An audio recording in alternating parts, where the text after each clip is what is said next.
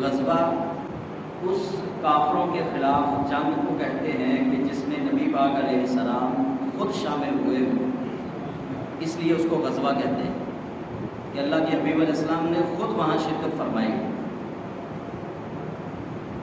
اور غزوہ احد جو ہے اس کے چانسز تب بنے جب مکہ مکرمہ کے مشرکین نے اپنے بدر کے واصل جہنم ہونے والے کافروں کا بدلہ لینے کے لیے پلاننگ کی۔ ابو سفیان کے گھر میں ایک میٹنگ ہوتی ہے، اس کے اندر ابو جہل کا بیٹا شامل ہے، صفوان بن امیہ شامل ہے، دیگر مشرکین مکہ کے افراد اس میٹنگ کے اندر شامل ہیں، اور وہ ابو سفیان سے کہتے ہیں کہ ہم دو باتیں لے کر تمہارے پاس آئے ہیں۔ نمبر ایک کہ ہمارے قافلے کا سپہ سالار بن اور چل محمد صلی اللہ علیہ وسلم سے بدر کے مقتولین کا بدلہ لیں،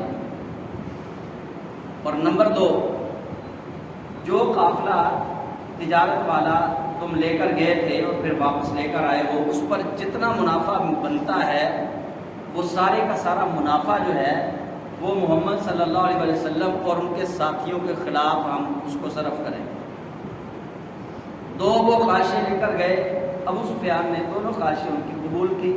اس نے کہا بالکل ٹھیک ہے، میں تمہارا امیر بننے کے لیے بھی تیار ہوں اور اپنے حصے کا منافع دینے کے لیے بھی تیار ہوں، اور اپنے رشتہ داروں کا منافع بھی دینے کے لیے تیار ہوں کہ ہم ہر صورت میں نعوذ باللہ محمد صلی اللہ علیہ وسلم اور ان کے ساتھیوں کو ضرور عبرتناک شکست دیں گے۔ یہ پلاننگ ہو رہی ہے وہاں پہ۔ یہ بات مکہ مکرمہ میں ہوئی تو حضرت عباس رضی اللہ تعالیٰ عنہ، نبی پاک علیہ السلام کے چچا جان، وہ مسلمان تو ہو چکے تھے لیکن ابھی انہوں نے اپنے اسلام کو ظاہر نہیں کیا تھا۔ انہوں نے ایک خط لکھا، خط کے اندر نبی پاک علیہ السلام کو ساری صورتحال حضور پر واضح کی، اور ایک بندے کو کچھ پیسے دیے، اسے کہا کہ یہ پیسے بھی لے لو اور میرا یہ کام کرو، مدینے جاؤ اور محمد صلی اللہ علیہ وسلم کو یہ پیغام پہنچا دو۔ یہ خط ان کو دیا۔ اب جب وہ قاصد خط لے کر نبی علیہ السلام کی بارگاہ ناز میں پہنچا تو حضرت ابی بن کعب رضی اللہ تعالیٰ عنہ، یہ قاری قرآن تھے، حضور سید عالم صلی اللہ علیہ وسلم کے بڑے پسندیدہ قاری تھے، حضرت ابی بن کعب رضی اللہ عنہ، انہوں نے وہ خط پڑھا، لیکن اللہ کے حبیب علیہ السلام نے فرمایا کہ ابھی اس بات کو لوگوں میں ظاہر نہیں کرنا کہ کفار آ رہے ہیں، 3000 کا لشکر ہے، خواتین ان کے ساتھ ہیں، اونٹ لے کر آ رہے ہیں، وہ کھانے کے لیے بھی، سواریوں کے لیے گھوڑے بھی لے کر آ رہے ہیں، تیر انداز ان کے ساتھ ہیں، نیزہ باز ان کے ساتھ ہیں، ہر طرح کے ساز و سامان سے لیس ہو کر وہ 3000 کا لشکر اللہ کے حبیب علیہ السلام کے ساتھ غزوہ بدر کے اندر جو ان کو شکست ہوئی تھی اس کا بدلہ لینے کے لیے وہ آ رہے ہیں۔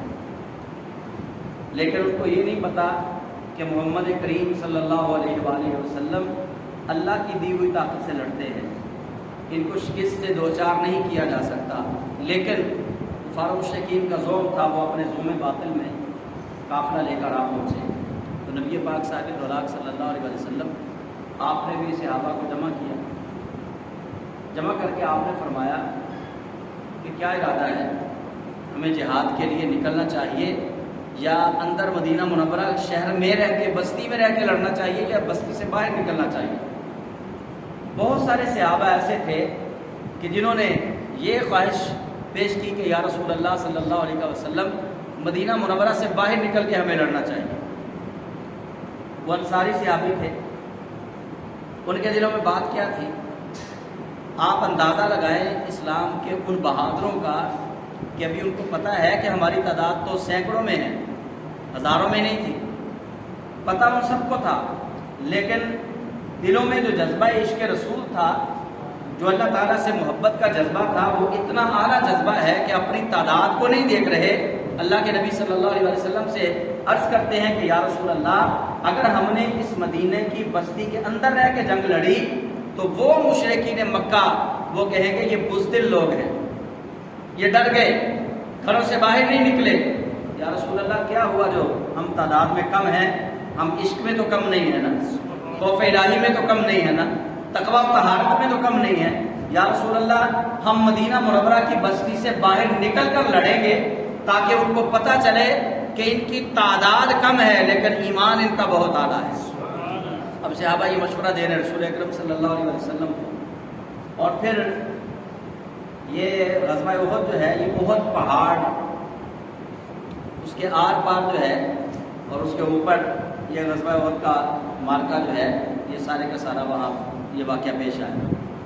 تو نبی پاک صاحب الولاق صلی اللہ علیہ وسلم آپ صحابہ سے پوچھ رہے ہیں، فرمایا بتاؤ بھائی اب کیا کریں، مدینے سے باہر نکل کے لڑنا ہے یا مدینے کے اندر رہ کے؟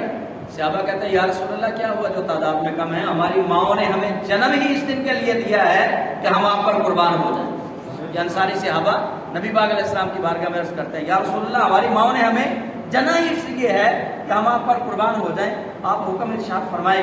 ہم تعداد کی قلت اور کثرت پر اعتبار نہیں کرتے، ہم تو آپ کے حکم کی طرف دیکھ رہے ہیں، جیسا آپ کا حکم ہوگا ہم ویسے ہی کریں گے۔ تو رسول خدا صلی اللہ علیہ وسلم آپ نے حکم دے دیا، فرمایا نکلو۔ سب نے جنگی لباس پہنا اور نکلے میدان جہاد کی طرف۔ غزوہ جبل احد پر جا کر اللہ کے حبیب سرور کونین صلی اللہ علیہ وسلم آپ نے بھی ڈیرا لگا لیا، کفار مشرکین نے بھی ڈیرا لگا لیا۔ اب مدینہ منورہ میں ایک صحابی رسول ہیں جن کا نام ہے حضرت حنظلہ رضی اللہ تعالیٰ۔ کیا قسمت پائی ہے انہوں نے،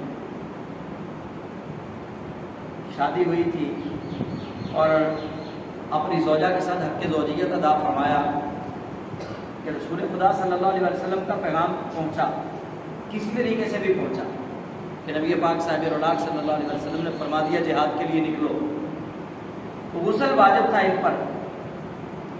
اب دیر نہیں کی انہوں نے، اگر میں نے غسل کرنا شروع کر دیا تو دیر ہو جائے گی، اگر دیر ہو گئی وہاں لیٹ پہنچا تو کہیں ایسا نہ ہو بے ادبوں میں شمار ہو جاؤں اور اللہ کی طرف سے قرآن کی کوئی آیت نازل ہو جائے۔ اب چونکہ رسول اللہ نے بلایا ہے تو اسی حالت کے اندر یہ تشریف فرما ہوئے، جہاد کے اندر آگے۔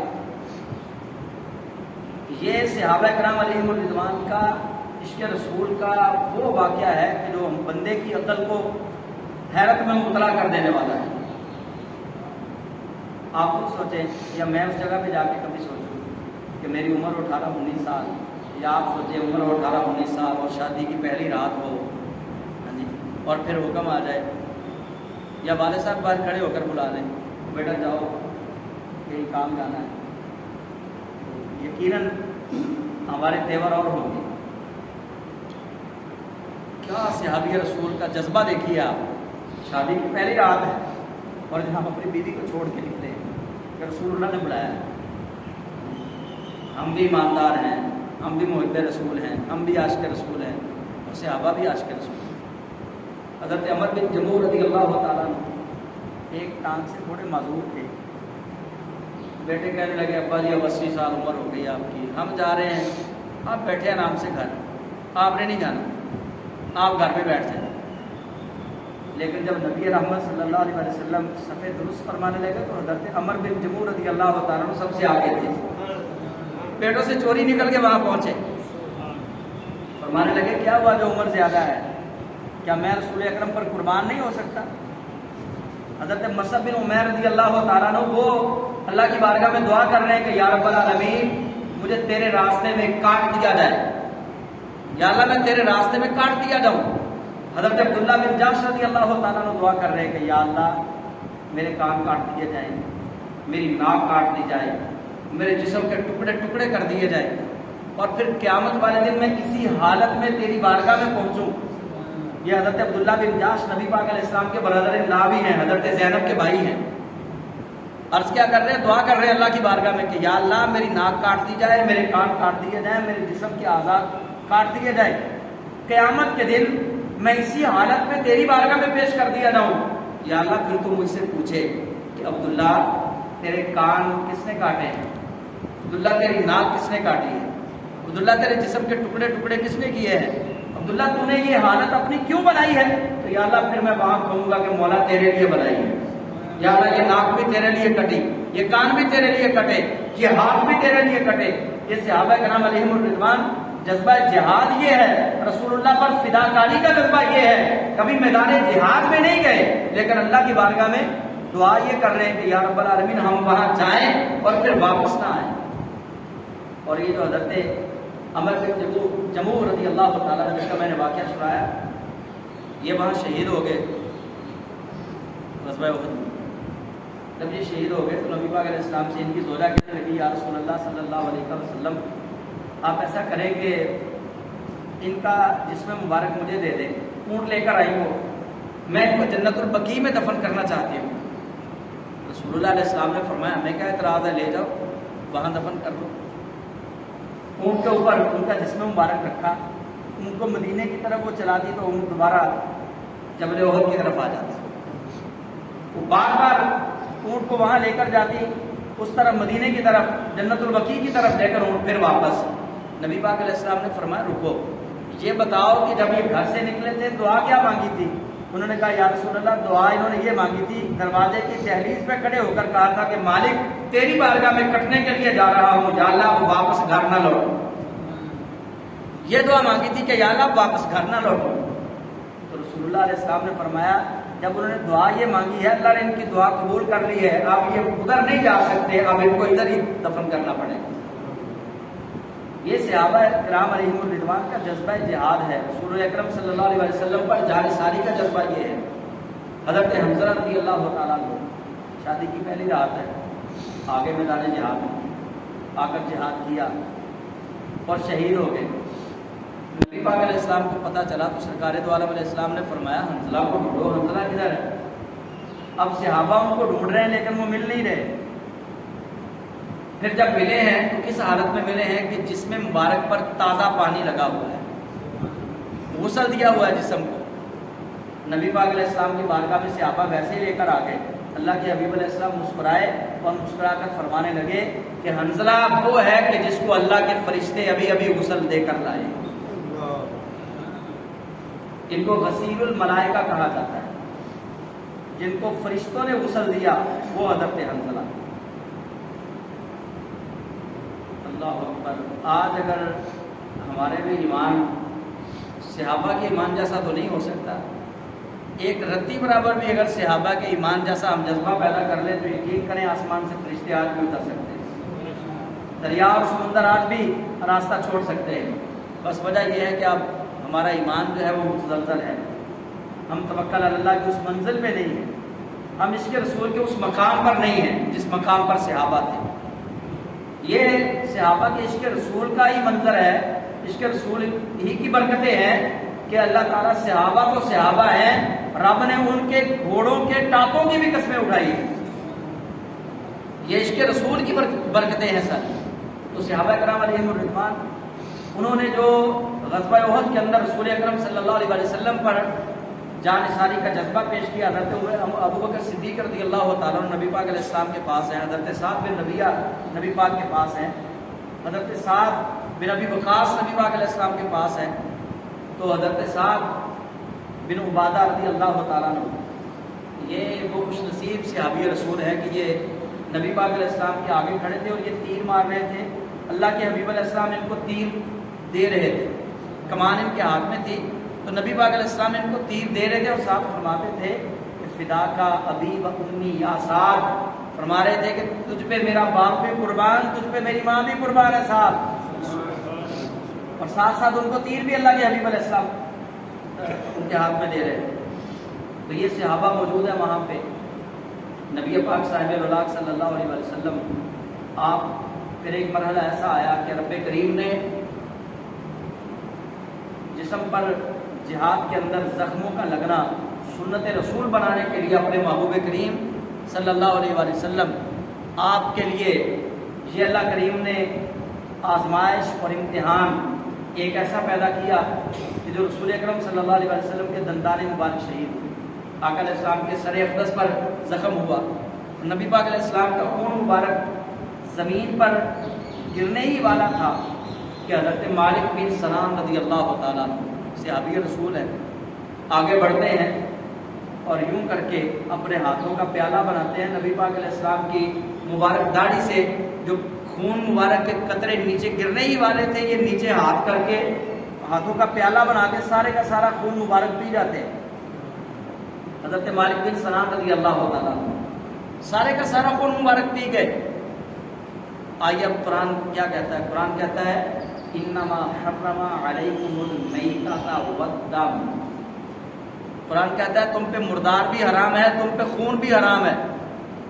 خون پیا نہیں جا سکتا، خون حرام ہے، لیکن نبی پاک صاحب الولاق صلی اللہ علیہ وسلم آپ کا خون مبارک صحابی رسول نے پیا.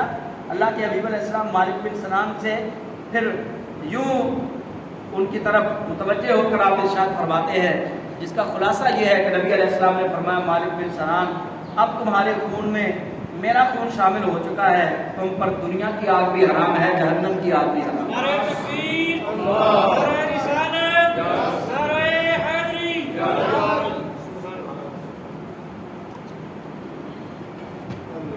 خون تو میرا بھی ہے، خون آپ کا بھی ہے. میرے ساتھ میرے بچے بڑا پیار کرتے ہیں، آپ کے بچے آپ کے ساتھ بڑا پیار کرتے ہیں. میرے ساتھ میری بیوی کی بڑی شفقتیں ہیں، بڑی محبتیں، آپ کے ساتھ آپ کی بیوی کی بڑی محبتیں.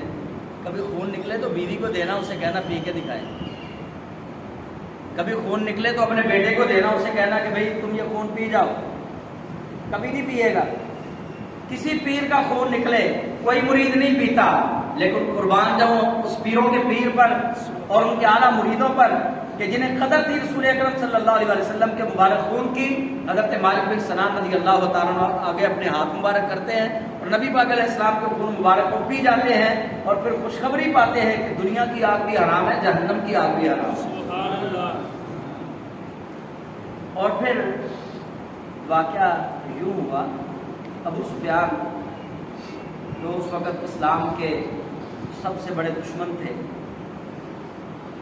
انہوں نے یہ بات پھیلا دی، آوازیں دی. ابو سفیان نے کہنے لگا محمد ہے. نبی پاک علیہ السلام نے فرمایا سارے خاموش رہو. سب خاموش ہیں. اس نے کہا محمد ہے صلی اللہ علیہ وسلم. خاموشی. پھر پوچھا ابو بکر ہے، پھر خاموشی. پھر پوچھا عمر ہے، پھر خاموشی. پھر پوچھا علی ہے، پھر خاموشی.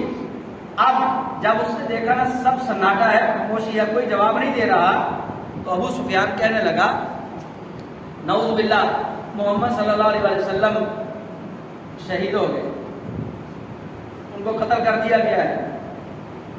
اب جیسے اس نے یہ آواز کی تو سیدنا عمر فاروق سے رہا نہیں گیا. حضرت عمر فاروق رضی اللہ تعالیٰ عنہ آپ نے بآواز بلند کہا، آپ نے فرمایا تمہاری یہ بھول ہے، محمد صلی اللہ علیہ وسلم کا رب ان کو چھوڑنے والا نہیں ہے، ان کا رب ان کے ساتھ ہے. فرمایا تیرا تو رب بھی کوئی نہیں نا، ہمارا رب تو اللہ ہے، ہمارا رب ہمارے ساتھ ہے. اب ابو سفیان کو یقین ہو گیا کہ یہ جو عمر بولے ہیں نا اب سارے زندہ ہیں، یہ ان میں سے کوئی بھی شہید نہیں ہوا. تو نبی پاک صاحب الولاق صلی اللہ علیہ وسلم جب وہ وقت آزمائش کا آیا جو اللہ کی طرف سے مقرر تھا اور امت کے لیے اس کے اندر حکمتیں تھی، ہم اس کو نعوذ باللہ بے ادبوں کی طرح، بے ادب مولویوں کی طرح اس واقعے کو ہم نہیں سنائیں گے، گستاخوں کی طرح کہ نعوذ باللہ نبی پاک کو پتہ ہی نہیں تھا. نہیں، یہ وجہ نہیں تھی. یا نعوذ باللہ ہم یہ کہیں کہ وہاں صحابہ نے نبی پاک علیہ السلام کی بے ادبی کر دی، گستاخی کر دی، حضور کی بات نہیں مانی، یہ بھی وجہ نہیں تھی. وہ صحابہ جو گھروں سے یہ مشن لے کر نکلے ہیں کہ یا رسول اللہ ہم تعداد کی قلت و کثرت پہ یقین نہیں رکھتے، آپ حکم دیں، ہم آگ میں چراغ لگانے کے لیے تیار ہیں، دریا میں کود جانے کے لیے تیار ہیں. وہ صحابہ والا ڈرنے والے تھے. جب رسول اللہ علیہ السلام کی بات کا انکار کرنے والے تھے، ایسا نہیں تھا. یہ اصل میں اللہ تعالیٰ نے غزوہ احد کے اندر حضور کی امت کے لیے بہت ساری تعلیمات رکھی، بہت ساری حکمتیں تھی اس کے اندر. تو رسول اکرم صلی اللہ علیہ وسلم جب وہ آزمائش کی گھڑی آئی، ہر طرف شور مچ گیا. اب کچھ صحابہ دل برداشتہ ہو گئے، وہ دل چھوڑ گئے کہ وہ رسول اکرم صلی اللہ علیہ وسلم شہید ہو گئے، اب ہم نے لڑ کے کیا کرنا ہے؟ کوئی نہیں آئے، وہ اگر ہمیں مارنا چاہتے ہیں تو مار دیں، کوئی اگر غار میں بیٹھا ہے تو وہیں بیٹھا رہا، کوئی اگر کسی پتھر کی اوٹ میں بیٹھا ہے وہیں بیٹھا رہا. اب پریشان ہو گئے. اب جب سارے پریشان ہو گئے نا تو حضرت عمر رضی اللہ تعالیٰ عنہ فرمانے لگے جب رسول اللہ چلے گئے تو ہم نے زندہ رہ کے کیا کرنا ہے؟ اگر رسول اللہ شہید ہو گئے ہیں تو ہم نے زندہ رہ کے کرنا کیا ہے؟ اٹھو اور ان کافروں کے خلاف لڑتے ہوئے مرو، ان کے خلاف لڑتے ہوئے شہید ہو جاؤ. لیکن بعد میں صحابہ کو پھر خبر مل گئی کہ رسول اکرم صلی اللہ علیہ وسلم آپ کے لیے جو افواہ اڑائی گئی ہے فقط وہ افواہ تھی، اللہ کے حبیب علیہ السلام کو کچھ نہیں ہوا. تو نبی پاک صاحب الولاق صلی اللہ علیہ وسلم آپ کے لیے یہ جو افواہ اڑی یہ مدینہ منورہ تک پہنچی، گھروں تک پہنچ گئی صحابہ کی. اب جب یہ گھروں تک پہنچی تو ایک انصاری صحابیہ وہ گھر سے دوڑتی ہوئی آ رہی ہے، لیکن جب وہ آ رہی ہے تو اس وقت نقشہ تبدیل تھا، جنگ تقریباً ختم ہو چکی تھی. اب وہ میدان جہاد کی طرف بھاگتی ہوئی آ رہی ہے، اور راستے میں جو بھی ملتا ہے ان سے وہ پوچھتی ہے کہ محمد صلی اللہ علیہ وسلم کیسے ہیں. ایک صحابی سے ملتی ہیں، وہ کہتے ہیں کہ ہمیں دکھ تو بڑا لیکن تمہیں صبر پر اللہ تعالیٰ انعام دے گا، تمہارا بیٹا شہید ہو گیا. وہ کہتی بیٹے کو چھوڑو، پہلے بتاؤ کہ محمد صلی اللہ علیہ وسلم کیسے ہیں. آگے اپنی دوسرے صحابی ملتے ہیں، وہ کہتے ہیں کہ صبر کرو اللہ تمہیں اجر دے گا، تمہارے خامد آج غزوہ احد کے اندر شہید ہو گئے. وہ کہتی خامد کی بات بعد میں پوچھوں گی، پہلے یہ بتاؤ کہ اللہ کے محبوب کریم علیہ السلام کیسے ہیں. پھر ایک اور صحابی ملتے ہیں، وہ کہتے ہیں کہ صبر کرو اللہ تمہیں اجر دے گا، شہیدوں کے لیے رب کے ہاں بڑے مرتبے ہیں، تمہارے والد صاحب بھی اسی جنگ کے اندر شہید ہو گئے ہیں. تو وہ انصاری صحابیہ کہتی ہے کہ والد کو چھوڑو، پہلے یہ بتاؤ کہ اللہ کے محبوب کریم علیہ السلام سلامت ہیں. تو صحابہ نے کہا ہاں رسول اکرم صلی اللہ علیہ وسلم صحیح اور سلامت ہے. صحابیہ جو بھاگتی ہوئی پریشان حالت میں آ رہی ہیں انہوں نے آسمان کی طرف منہ کیا اور کہنے لگے کہ اگر رسول اللہ بحفاظت ہیں تو پھر ساری مصیبتیں میرے لیے خیر و عافیت والی ہیں، پھر کوئی مصیبت میرے لیے مصیبت ہی نہیں ہے. اگر رسول خدا صلی اللہ علیہ وسلم سلامت ہے تو سارا کچھ سلامت ہے. یہ عشق رسول کے لمحے کہاں ملیں گے؟ اب نہ ویسی مائیں ہیں، نہ ویسی بہنیں ہیں، نہ ویسی بیویاں ہیں. کوئی اللہ ماشاء اللہ کوئی چھپا ہوگا ایسا عاشق رسول تو شاید ہو، لیکن بظاہر تو نظر نہیں آ رہا. تو ہمیں صحابہ کرام کے جذبات سے کچھ سیکھنا ہے. حضرت زیاد بن سکن رضی اللہ تعالیٰ عنہ زخموں سے چور چور ہے، اور رسول خدا صلی اللہ علیہ وسلم نے فرمایا زیاد بن سکن کدھر ہے؟ صحابہ قریب گئے، جا کر دیکھا تو وہ چل نہیں سکتے. انہوں نے اپنے آپ کو گھسیٹنا شروع کر دیا. صحابہ نے جا کر کہا نا کہ رسول خدا بلا رہے ہیں، تو انہوں نے اپنے آپ کو اپنے جسم کو گھسیٹ کر رسول خدا صلی اللہ علیہ وسلم کے مبارک قدموں میں آ گئے. زخموں سے چور چور ہیں. تو نبی پاک علیہ السلام نے پوچھا، فرمایا زیاد کیا حال ہے؟ عرض کیا یا رسول اللہ زخم تو زیادہ ہے لیکن ایک بات کی بڑی پریشانی ہے، اگر اجازت ہو تو وہ سوال آپ سے پوچھ لوں. نبی پاک علیہ السلام نے فرمایا زیاد پوچھو، وہ کیا سوال ہے؟ عرض کی یا رسول اللہ کیا آپ مجھ سے راضی ہیں؟ واقعہ بات، زخموں سے چور چور ہیں، سارا کچھ اللہ کے لیے قربان ہے. حالت ایسی ہے کہ جان نکلنے والی ہے، اور رسول خدا سے پوچھ رہے ہیں یا رسول اللہ کیا مجھ سے راضی ہیں؟ نبی پاک علیہ السلام مسکرائے، فرمایا زیاد میں بھی تجھ سے راضی ہوں، اللہ بھی تجھ سے راضی ہے. یعنی یہ صحابہ کی محبت کا عالم ہے کہ سارا کچھ قربان کر کے بھی وہ پریشان ہے کہ پتہ نہیں رسول اللہ ہم سے راضی ہوئے ہیں یا نہیں ہوئے. اور ایک ہم ہیں، موازنہ تو یہی کرنا ہے. صحابہ کو اگر ہم ڈسکس کریں، ان کا ذکر کریں یا رسول خدا کا ذکر کریں، پھر موازنہ تو یہی کرنا ہے نا یار، جنہوں نے مقام پایا زندگیاں ان کی کیسی تھی اور ہماری زندگیاں کیسی ہیں.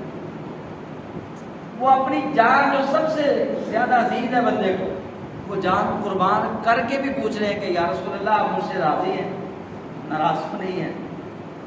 تو ہم نے تو کیا ہی کچھ نہیں، نہ اللہ کے لیے کچھ کیا، نہ رسول اللہ کے لیے کچھ کیا. خالی نعرے ہیں، غلامی رسول میں موت بھی قبول ہے، غلام ہے رسول کے غلام. ہم تو کچھ بھی نہیں کرتے، ہم تو ذرا سی مصیبت آ جائے تو ڈر جاتے ہیں. لیکن صحابہ کرام علیہم رضوان وہ سارا کچھ قربان کر کے پھر بھی فکر مند ہیں تو پتہ نہیں اللہ اور اس کا رسول ہم سے راضی ہوا ہے یا نہیں ہوا۔ اور یہی وہ غزوہ احد ہے۔ اسی غزوہ کے اندر دو ایسے واقعات ہوئے۔ ایک واقعہ یہ تھا کہ گھوڑے کے اوپر سوار ایک شخص رسول خدا صلی اللہ علیہ وسلم سے ہم کلام ہوتا ہے، کافروں کی جماعت میں سے نکلا ہے اور کہتا ہے کہ یا محمد صلی اللہ علیہ وسلم، اس جہاد کے بعد، اس جنگ کے بعد کہ میں نے آپ کے بہت سارے ساتھیوں کو شہید کر دیا ہے، کیا اب اگر میں آپ پر ایمان لے آؤں تو مجھے جنت ملے گی؟ اس کے باوجود کہ میں نے جنگ لڑی، آپ کے ساتھیوں کو شہید کیا، ان پر تیر برسائے، کیا اب اگر میں آپ پر ایمان لے آؤں تو مجھے جنت ملے گی؟ نبی پاک علیہ السلام نے فرمایا ہاں، اسلام یہی تو خیر و برکت عطا کرتا ہے، تم اسلام پر ایمان لے آؤ، اللہ تمہیں جنت عطا فرمائے گا۔ اب وہ رسول خدا صلی اللہ علیہ وسلم کی بات سن کے ایمان لے آئے۔ اب وہ گھوڑے سے اترنے لگے تو رکاب کے اندر ان کا پاؤں اٹک گیا اور وہ زمین پر گرے تو منکے کی ہڈی ٹوٹ گئی، اسی وقت وہ واصل باللہ ہو گئے۔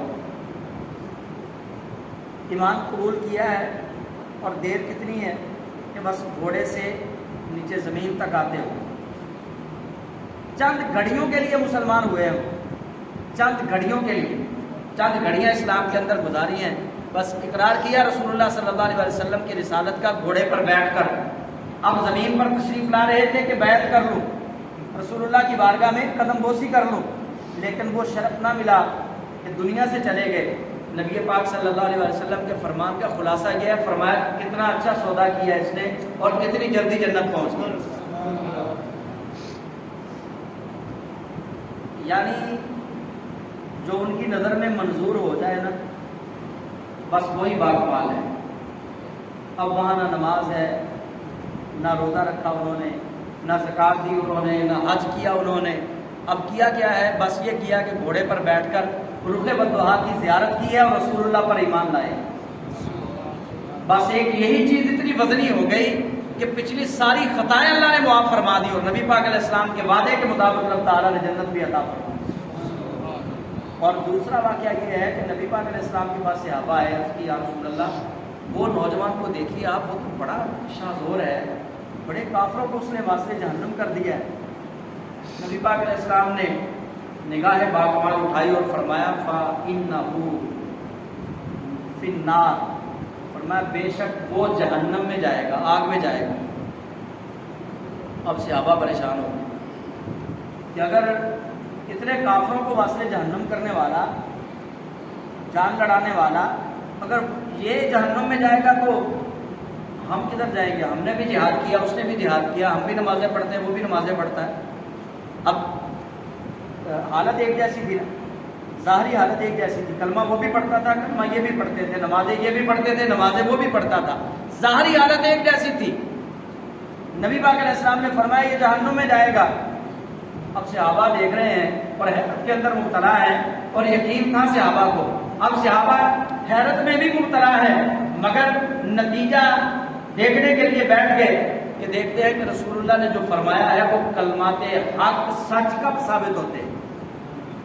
اب تھوڑی دیر گزری، ایک زخم لگا اسی نوجوان کو، وہ زخم برداشت نہ کر سکا، اپنی گردن کے نیچے خود ہی تلوار رکھی اور خودکشی کی اور حرام کی موت مر گیا۔ اب جیسے ہی اس نے خودکشی کی، صحابہ بھاگ کے آگے، صدقتا یا رسول اللہ، آقا آپ نے سچ فرمایا تھا وہ جہنمی ہے، یا رسول اللہ آپ نے سچ فرمایا تھا اس نے خودکشی کر لی، حرام کی موت مر گیا۔ اب محدثین نے اسی حدیث کی تشریح کی اور لکھا کہ وہ بندہ جو جہاد بڑا کر رہا تھا، وہ بندہ جس نے نمازیں بڑی پڑھی تھی، جس کی ظاہری شکل و صورت سے ہوا والی تھی، اس کے دل کے اندر نبی پاک صاحب اللہ صلی اللہ علیہ وسلم کے لیے بغض تھا۔ اس کا وہ بغض جو ہے، وہ جہاد بھی اس کو نہ بچا سکا۔ اس کا بغض جو ہے وہ ایک طرف جہاد کرنا، ایک طرف نماز پڑھنا، ایک طرف کلمہ پڑھنا، ایک طرف یہ ساری باتیں اس کی پھونک آتے چلی گئی۔ جب رسول اللہ سے اس کے دل کے اندر بغض پیدا ہو گیا تو اللہ کریم نے اپنے محبوب کریم علیہ السلام کی زبان حق ترجمان پر وہ کلمات جاری فرما دیے کہ حبیب ان کو بتا دو تاکہ دنیا والوں کو پتہ چل جائے کہ نجات نماز روزے زکوٰۃ اور حج سے نہیں ہوگی، نجات کملی والے کی نظر کرم سے ہوگی۔ سبحان اللہ۔ تب نجات ہونی ہے جب رسول اللہ کے ساتھ وفا والا جذبہ دل کے اندر ہوگا۔ صرف نمازیں پڑھنے سے نہیں کام بنے گا، صرف جہاد کرنے سے کام نہیں بنے گا، ورنہ وہ غزوہ احد کے اندر جنگ لڑنے والا نوجوان جس نے بڑے کافروں کو نیست و نابود کیا، وہ رسول اللہ کے پیچھے نمازیں بھی پڑھتا تھا، صحابہ جیسا کلمہ بھی پڑھتا تھا، داڑھی بھی صحابہ جیسی رکھی تھی، پگڑی بھی صحابہ جیسی رکھی تھی، اور جہاد بھی بالکل صحابہ جیسا کر رہا تھا، لیکن رسول اللہ علیہ السلام نے اس کے دل کی حالت کو کھول کے بتا دیا۔ فرمایا مجھ سے تو پتھر پیار کرے، احد پہاڑ مجھ سے پیار کرے، میں تو اس کا پیار جان لیتا ہوں، اور تو انسان ہے، تیرے دل کے اندر اگر میرے لیے بغض ہے تو میرے لیے یہ پہچاننا مشکل نہیں ہے۔ تو نبی کریم صلی اللہ علیہ وسلم آپ سے محبت ہی سارا کچھ ہے، اور آج بھی آپ وہاں جائیں تو شہداء احد کے مزارات پہ حاضری دیں۔ اللہ سب کو مدینہ شریف لے جائیں، سب کو اللہ تعالیٰ بعد و حاضری وہاں کی نصیب فرمائے، اور اگر جانا ہو تو جنت البقیع میں نہیں جانا آپ، یہ میری آپ کو نصیحت ہے۔ اگر وہاں جانا ہو، اگر اللہ وہاں پہ آپ کو بلا لے تو جنت البقیع میں نہیں جانا، کیونکہ انہوں نے جو اصلی جنت البقیع ہے اس کو منہدم کر کے اس کے اوپر بلڈوزر وغیرہ چلا کے اس کو پہلے بالکل صاف کر دیا۔ 9 شوال المکرم 1925 کو سیدہ کونین سیدہ سلام اللہ تعالیٰ علیہ ان کے روزہ مبارک کو انہوں نے منہدم کر دیا تھا۔ اب یہ حقیقت کسی کو نہیں پتا کہ جنت البقیع کے اندر کس جگہ پہ کس صحابی کی یا آل رسول کے کس فرد کی قربت مبارکہ ہے۔